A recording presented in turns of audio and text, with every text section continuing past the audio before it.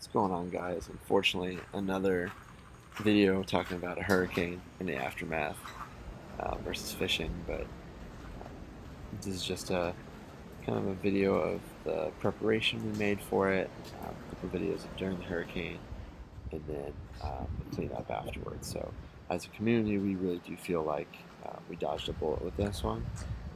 We're super thankful, praising God for this whole experience, and that it could have been way worse, but so here's my dad with our cat Jack. We prepped the boards again on the windows. If you guys remember from the Hurricane Ian video, here's one of the boards with one of my favorite verses from the Bible. Love that verse. We still needed that on this trip and just in general. My cat not too happy about being packed up, so we really did a big thing about just prepping more. We had a few days in advance to really prepare, so we cleaned a lot of the stuff out from the downstairs, brought it upstairs, or we tied them up on ropes.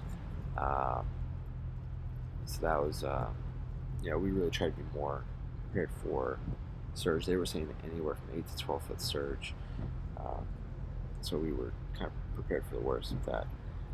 This is the last voyage on the island before we were going to evacuate. Not a whole lot of cars. There's a sped up version. I promise I wasn't going this fast. But as you can see, the island was pretty deserted. This was the Tuesday. The storm ended up hitting on late Wednesday. This is the day before. Not a whole lot of vehicles out there. So we were prepping to go to evacuate to a family friend's place in Fort Myers, the same place we evacuated for Hurricane Ian, which is also the same place my parents evacuated for Hurricane Irma a few years before that. So not a whole lot of people out and about. Not very normal on a Tuesday afternoon in Sanibel.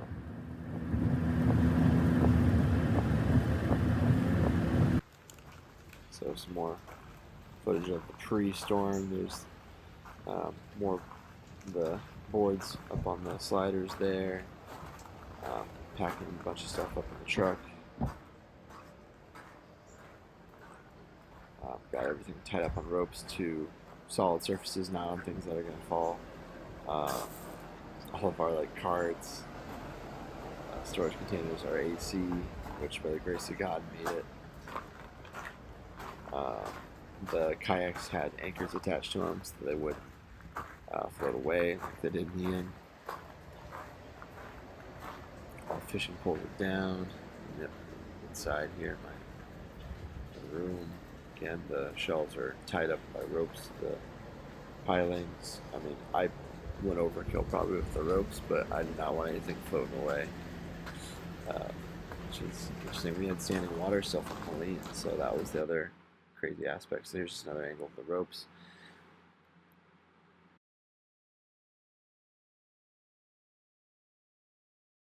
So as we were prepping to evacuate, a Wink News car came up and wanted to talk to us about our evacuation process. And I personally didn't want to be in the interview, but my dad and my neighbor Spencer were up for it. So yeah, it was very entertaining, to say the least.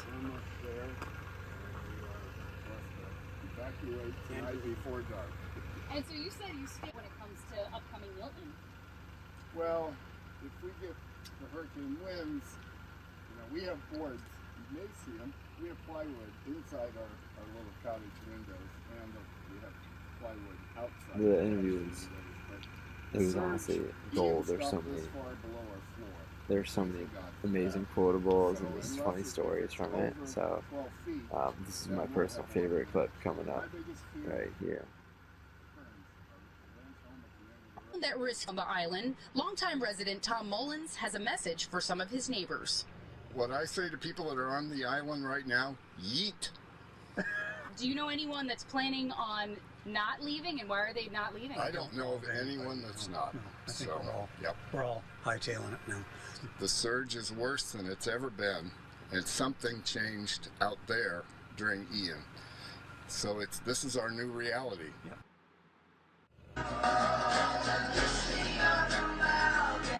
So as you see my last ring toss here, that video is actually from a social media site from Sanibel, and My neighbor may or may not have had to park his bike on the Periwinkle Bridge going towards the lighthouse to keep it out of the surge water.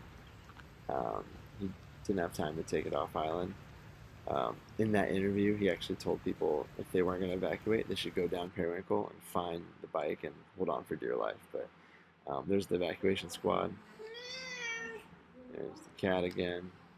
He was kind of unhappy about evacuating, but we were super thankful to be away from, danger, especially when they're saying 8 to 12 foot surge, and it's not worth it. So here's some of the winds from the actual storm.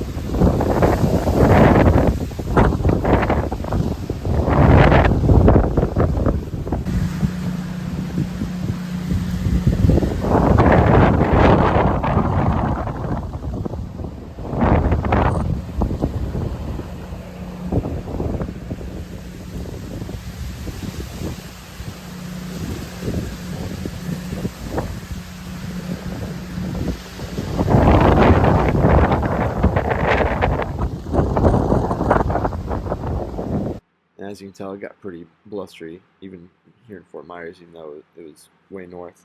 Now, this video is kind of hard to see.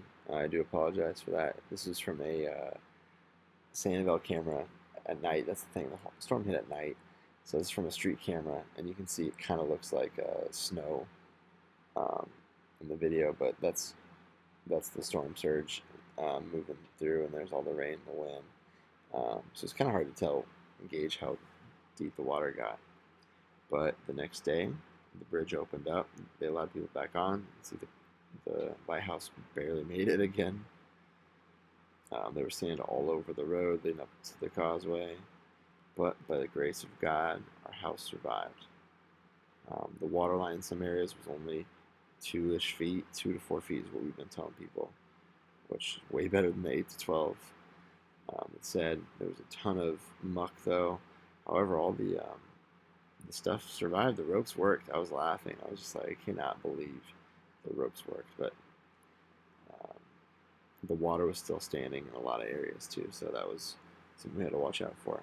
And we did have some tree damage, some damage to the siding of the house, but nothing crazy though. Nothing compared to Ian. Some more limbs down. There's the siding, the soffit, and all that. That angle there. Would you believe it or not, the bike survived. The bike actually made it through the surge. No damage. Ran completely fine. And so we've been doing a lot of work on the house now. This is the recovery aspect of it. Rinsing off all the muck. Cleaning off anything that was on the ground there. Again, with the muck, you gotta be careful. It's super slippery. So really, that was step one. Get rid of the muck. And then kind of clean up everything from there, get all the debris. So you can see there's still a lot of, this time, there's a lot of stuff in the vegetation. Definitely way different than Helene. Helene, the water didn't stay up super long. With this, the water stayed, and I think it got churned up more because of all the winds and waves. So that's why we got all the debris, that's why we got all the muck. So I had to spray off all these blocks, and still all the muck, all the standing water, and that slime, that muck just doesn't allow the water to filtrate through. So kind of do a little tour of the first couple of days of working on it. A family friend cut down the branches for us. Actually, my neighbor and I cut down the ones that hit the roof too, which that was fun. Something that was a real blessing was one of my buddies and coworkers, Kyle, who you've seen on the channel a few times, and my bosses actually came out to help clean up. So super thankful for them, and this community as a whole is just such a tight-knit group. I'm just so thankful for everyone coming together and helping out. This was from a few days after, so this is me driving down the middle for Sanibel. still some standing water, some debris, nothing near the level of the end. But definitely still a lot of standing water.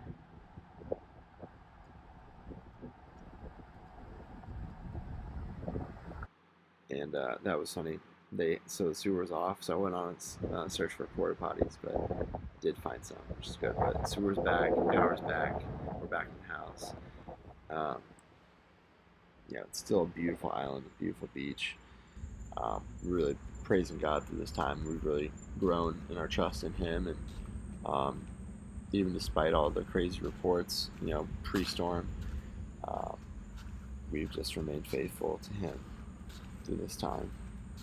And as you can see, there's more of the hard work here. So just another angle of all the debris and vegetation and stuff. Definitely a lot of work, a lot of hard work being done. It's definitely a lot of work to do the cleanup, but again, we're just thankful that we have a home. We're thankful that we're back in the house. There's a turtle that pulled up on me when I was doing some of the cleaning, but like I said, we're super thankful. We're praising God we still have a house. Some of our friends in Captiva, some of our neighbors up north didn't do so hot, so please reach out to them, pray for them. Thank you guys so much for watching this video. I'll catch you guys on the next one, okay? Peace.